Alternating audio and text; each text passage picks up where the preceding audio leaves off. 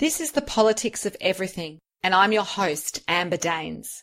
Welcome to the podcast where we want to discuss the politics of everything, from money to motherhood, nutrition to narcissism, startups to secularism, the environment to equality, and much more. Our guests are experts in their field or topic of choice, even if you've not yet heard their name. This is a bipartisan podcast, so while we love exploring varied views and get a buzz from a healthy debate, by no means is this a one-sided forum for any one political view. So please listen up and enjoy the politics of everything. They say that people fear public speaking more than almost anything, including dying. For episode 24, I'm sharing the microphone with Lucy Perry, who among her many charms is a professional speaker who gets paid to take the stage at business events all over the globe. Lucy is an award-winning leader, consultant and author who's become known for her bright pink hair and ability to shock and inspire in equal doses. She uses her talents for writing and speaking about leadership, communication, changing the world and creative thinking. I've seen her in action, so I'm especially pumped to chat to her today about the politics of speaking. Welcome, Lucy. Thanks for having me. Okay, so let's step back in time. Where did your early career begin? My career as a speaker began in about 2004 when I wrote the world's first childbirth education program for men, and it's run in pubs all over Australia. And that forced me to really hone my presentation skills. It was a 2-hour course, and I had a bunch of men in the room who didn't really want to be there, and I had to create content that appealed to them and deliver it at a pace that was nice and fast, full of stories and lots of fun. So I did that for 6 years, every month for 6 years, and then I was training other presenters all over Australia. So that's where it began, and that was a tough audience to hone my skills. I mean, did you actually hear crickets? Were people like not talking, and so it was you for 2 hours? It was me for 2 hours. We used to break in the middle and have dinner, and they'd have another beer, and then they'd loosen up a bit, and then there was more interaction in the second hour. But some of these men would show up, 80% were booked in by their partner, and some of them would show up not even knowing what they were there for that night. So they weren't such a willing audience. As a professional keynote speaker, usually my audience is pretty keen to be there, so it's a much easier gig. But after running that for years, I then sold that business and I became the CEO of a major charity. And when you have that little title CEO and you represent something pretty unusual, I was getting invitations to speak. And that's when my paid speaking career really took off. The most I've ever been paid in that when I was in a CEO role was $50,000 for one keynote speech. And all those fees went to the charity. So it was... Wow. I guess they're expecting a lot for 50 Gs. Yes, they are, but they're also getting lots of warm fuzzies that their speakers' fees was going to fund obstetric work in Ethiopia. Oh, perfect. So I guess for you, I mean, it sounds like you did a lot of the hard yards yourself, but can someone actually learn to speak well publicly? And did you get any coaching at any stage of your career? I didn't get any coaching at all. I think that some people can get some training to fast track the process, but I did it by trial and error. And I honestly believe that people speak well if they are on stage and speaking just like it's a conversation. If they stand on stage and they are reciting, or they stand on stage and they are presenting, your voice moves in really different waves. And if you just speak in conversation, your voice moves in a much more listenable way. Audiences find you more authentic if you just speak in a conversational way. And the fastest way to murder an audience is by reading to them. So I always say to people, don't read, just be you. Don't try to recite every word. Just have a conversation with your audience. And I always say it's the best type of conversation. I'm a mother of 3 and I get on stage and nobody interrupts me. I get 40 minutes to have a really fabulous conversation with 300 or 500 people without interruption. It's an absolute gift. So as far as learning how to speak, I suggest people do it by trial and error and they just be themselves. Then there are some other little techniques I've learned about how to structure my speeches, how to actually pull together good content, but that's different to the actual learning how to deliver. I just say be yourself and trial and error. That's fascinating. So you shared with us, I guess, your first significant speaking event, being paid a lot of money that went back into the charity. I guess, what was the content of that and how did you go about pulling that together? Like, what was the process for you? You mentioned, of course, that you want to have a conversation once you're on stage, but before that, there's a whole bunch of prep that happens. So how did you go about that? Yeah, that's right. I take a brief from the client or the event coordinator. I take a brief on what their themes are, what they'd like me to speak on. So most of my speeches, I start from scratch. So I go through this process every time. And then I need to know who's in that audience and what the outcome is that they want after that 1 hour. What do they want to hear? Do they just want to hear rollicking stories, or do they need... has there got to be some learning wrapped around this? And once I understand who's in that audience, so it might be 500 mortgage brokers, and they might want some general business takeaways of how to run their business, how to look at it in different ways. So I'm not there to teach them about finance. I'm there to teach them different ways to look at the way they're working. I get really different briefs all the time. So once I have that brief, then I've worked out that I speak in 3-minute blocks. I think it's because I have a short attention span and I bore easy, and I've pretty much done a point in 3 minutes. But it's also your audience's attention span. You know, most songs are 3 or 3.5 minutes long, so it's a nice little chunk of time to make a point and tell a story. So if I've been given 40 minutes to speak, I've got about a 1 or 2 minute intro and a 1 or 2 minute outro, and everything in between is cut into 3-minute sections, and I make a point, tell a story, make a point, tell a story. So it's that simple as far as structuring my speech. Back when I was speaking on behalf of a major charity, I had some really fascinating stories to tell, and I had to balance between the horrors of the work that's being done and the lighthearted side, because you can't just drag an audience through the horrors. That's not entertaining. I think the emotional roller coaster is essential. So if you're going to make people cry in your audience, you really better make them laugh as well. So I structured my speeches so that the entertaining, the funnies, the laughs are nice and evenly spread through a speech. Never ever end on a sad note. Always end on your best, most fabulous, hilarious, rollicking story. And then I always just recap. So I might have taught them in 40 minutes. I may have only focused on 6 or 7 major points, but I really recap them just in one word, bang, bang, bang, right at the end. So that's how I structure my speeches. Now that I've been doing it for so many years, I limit myself to the time I'm on an aeroplane on the way to give that speech, to actually structure the speech. Otherwise, it would just be, I'd let it become a huge job. So I do it quickly. I know my content really well so that I can speak from one piece of paper with just a few keywords on it. So that's how I work. That's what works for me. Wow, that's incredible. So there's definitely a bit of a process, even for someone like yourself, sounds like you've had to just think on your feet a lot of the time and just pull it together. Do you know how many keynotes you would have done over the years? And you mentioned that you do them all from scratch, but do you have a few that you kind of can repackage for your audience? Yeah, I do. I think I've probably done, I had to think about this, maybe 300 speeches, maybe more. And I do have some old favourites I can always go back to, but I also have some really fabulous stories that illustrate great points. And so I can, like you said, like repackage a series of stories, a series of points, but pull that together under a theme that suits the event I'm speaking at. So I might be given transformation as a theme, and lots of really great juicy stuff can come in under transformation, but it needs some new work on that theme, and then some really great tried and true stories and points that I know really well and I know the audience loves that I can pull together. So I'm not completely going from scratch every time. I've also noticed in myself, I practice my stories just in conversation. And if a story or an illustration of something goes over really well in several conversations, I think, well, that'll go well in a speech then. And that's how Yeah, that's great. So it's a bit of a litmus test, I guess. You can sort of try it on your family and friends before you have the 500 people staring at you blankly. That's right. And I never try new content on 500 people looking at me. I've always tried it on the people around me. But I've also learnt that the people who really love me find me really funny, and they laugh at everything I say.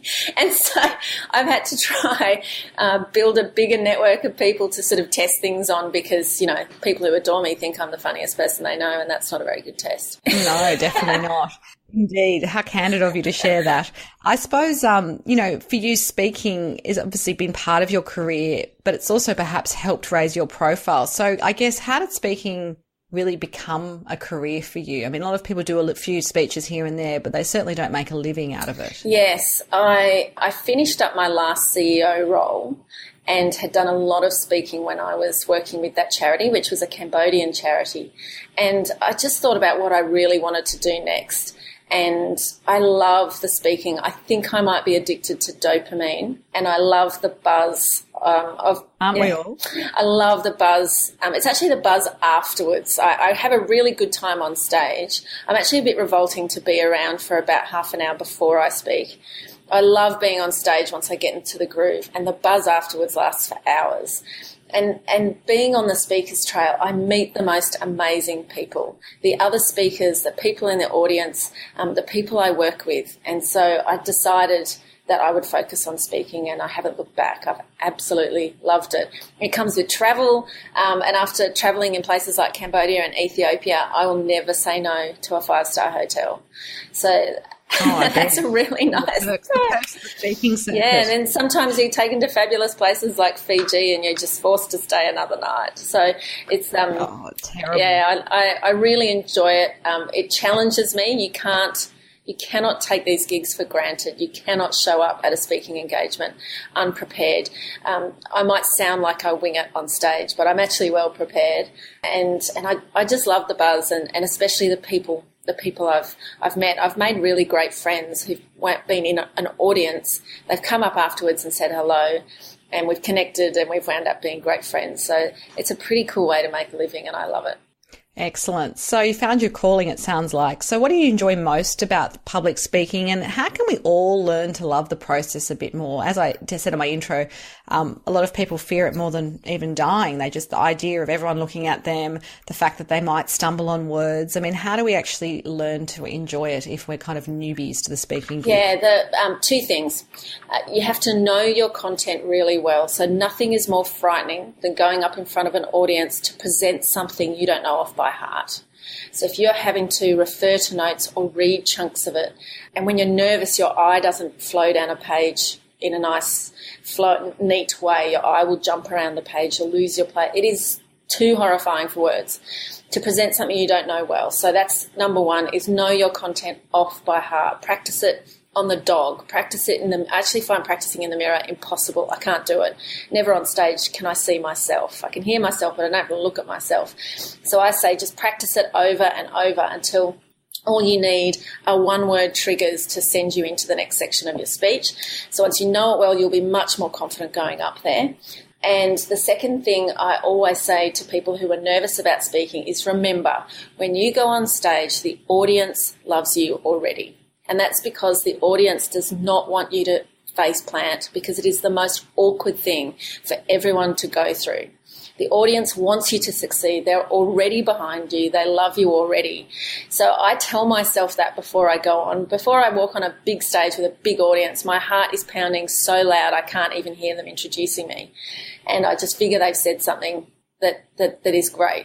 And I'm standing there just telling myself, the audience loves me already.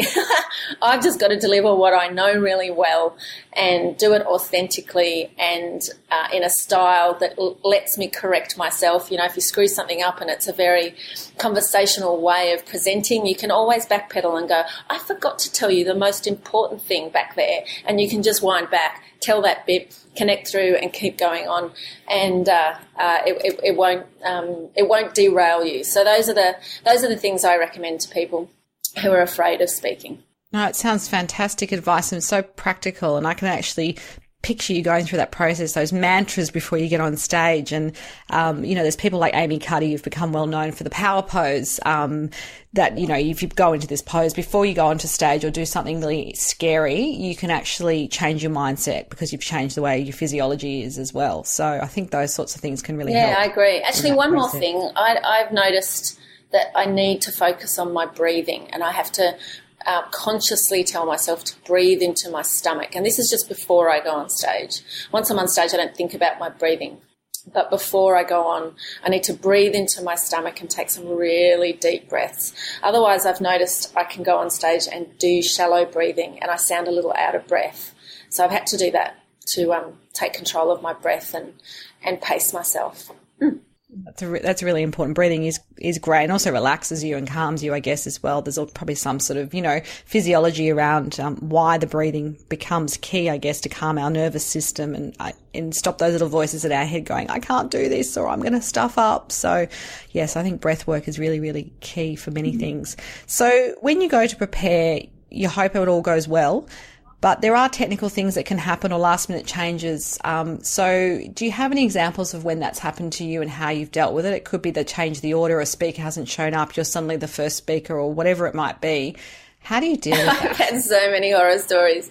I've had every possible thing go wrong in events that, I've showed up and exactly the kind of thing you describe, or the audio doesn't work, or there's that we're not going to use the slides that were meant to go with my speech because there's technical issues or whatever, and you just have to roll with it. So I don't expect any particular type of AV. If I show up and they give me a handheld mic, great. If I show up and I have to yell, I'll survive. If it's a lapel mic, I just roll with whatever they can do on the day. And I've learned to just get good at whatever type of AV is there. And you just have to roll with it because you can't fix some of these problems. And I've actually learned I no longer present with slideshows anymore. I was going to say that's one thing when I've seen you present, Lucy, I admire the fact you can not have even a visual really behind you. It's just you. Yeah, I used to feel obliged to do that because conferences would ask for your slide deck. So I used to think, okay, I better whack a slide deck together. But I realised that giving a slide deck, they usually want it 3 weeks before the event, and that forces me to have my preparation done far too soon, and it means I can't respond to things that might have happened in that 3 weeks, and it means that when I'm on stage I can't respond to the audience and explore something more because the audience is loving it. I'm having to go in a linear direction that's governed by a slideshow. So I dumped that a while ago, maybe 2 years ago. I stopped using slideshows, and it always makes event organisers happy. It's one less technical thing to get right. And then it means the focus is on me. I have to be a really good speaker and very entertaining to hold an audience's full attention with no video, no graphics, no words, keywords to keep them on track. But I think it makes my job easier as far as my preparation goes. Yeah, it's much far more. I guess it's just you really. I mean, so in some ways people might go, my slides are my crutch, but I know that one of my clients owns a major presentation studio, and she's a leader in what she does. And she just says, people should only have 5 slides for a 40-minute presentation because they can't be the crutch. Yeah, that's right. They have to be amazing if you're going to use them. And if they're not amazing, you need to chuck a few out. They've got to be visual. They've got to be not reflecting what you're saying at the same time, because then people aren't looking at you, they're looking at the slides. Yeah, that's right. That's exactly right.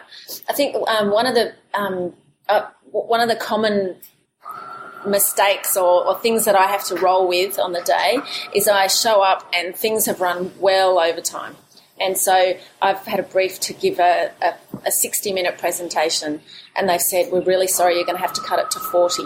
So I have to do that on the fly. And I know which stories or sections of mine I can tell in a tighter way, or I'm told, far out, you can go for a whole hour, but we only briefed you for 40 minutes. And I think, fab, there's sections that I can speak on that I can just tell in more detail. There's a great story. If I need a 5-minute filler, there's this fabulous story I know I can tell in exactly 5 minutes. So I just have to be super flexible and roll on the day. A slideshow would never let me do that.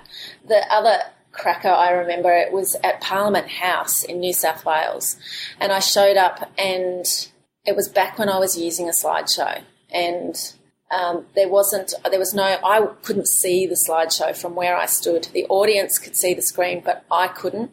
And there was no clicker for me to use on stage. So there was a person standing in the wing, and I had to give them a big obvious wink when it was time to progress the slide. And I just had to hope that the next slide was the one I was expecting. And I just made a joke of it. And I said, there's been serious budget cuts here at Parliament House, and they can't afford a clicker. So I'd like to introduce to you my human clicker, and I dragged this poor guy on stage. And so I'll be giving him big obvious winks to progress the slide, and the audience just found it fun, and it meant they understood what was going on for me, and it was fine. So, I mean, maybe sometimes when there's total cock-ups, it's something you can highlight and make fun of, and everyone rolls with it. As long as your style is casual, it kind of gives you permission to do that. Yeah, totally. That's funny. So I guess, can you share with us your favourite stage moment or crowd pleasing story that works every time? So can we hear a bit of Lucy Perry in action? Obviously, we can't see you in your fabulous pink hair, but we can definitely hear you. I usually start with with quite a pace. Nothing is more boring than a speaker coming on and just waffling, or, thank you so much for having me, and what a snore. And when you are speaking, every single person in that audience has a highly powered entertainment device in their hand. They can flick over to their phone the second you bore them. And I have a short attention span, and I'm the worst for that. I'll sit in an audience, and if they come on and they start really slow and boring and do the mandatory thank yous, I'm already checking my emails and flicking through on my phone. So I start really punchy. I dive on stage.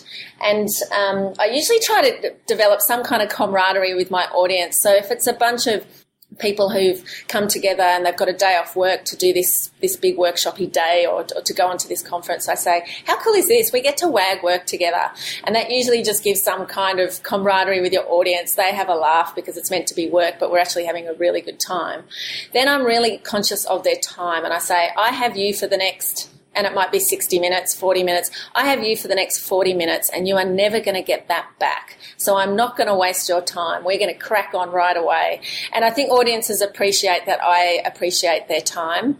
Nothing is worse than sitting in an audience and you get a very clear picture that that speaker is not valuing your time.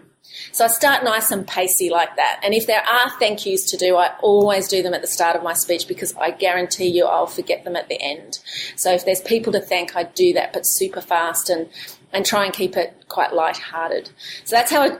Not the Academy Awards where they go on and on and on. They have to like that on you or pull the music. No, if there's someone to thank, usually I'll say, thank you, Amber, for choosing me to speak today. Sight unseen, that was a very brave thing to do, or something like that, just to sort of joke that they may not have heard me speak. But so I start nice and fast and fun. I have a few stories that work really well and are always a crowd pleaser. And I find the more incredible a story, yet it's something people can relate to, the more successful it is. And I've done lots of reading. Is there a little example you can play with for us? Well, there's one that takes a couple of... Yeah, let me do a short version. Well, there's one. See how good you are on the fly, Lucy. Okay, so this is a quite well-known story now because it is 11 years old. So in various places I've been able to make this story applicable to my audience. Sometimes it's just in the interests of fun. I'm going to end this speech on, so I've done a whole section on how to bring fun into your work and why fun is crucial for staff retention and that sort of stuff. So I've done a whole section on fun. And then in the interest of fun, I'm going to leave you with this cracking story. And it's my story, and it's the birth of my second child. So she was born at Christmas time, and she was early. And we always had this huge family Christmas party, so most people can relate to Christmas parties and the birth of babies, and audiences love this one. But I went into labour as the first guests started arriving at that party. And I thought, I've got 24 hours to have this baby, because my last baby took 24 hours from start to finish.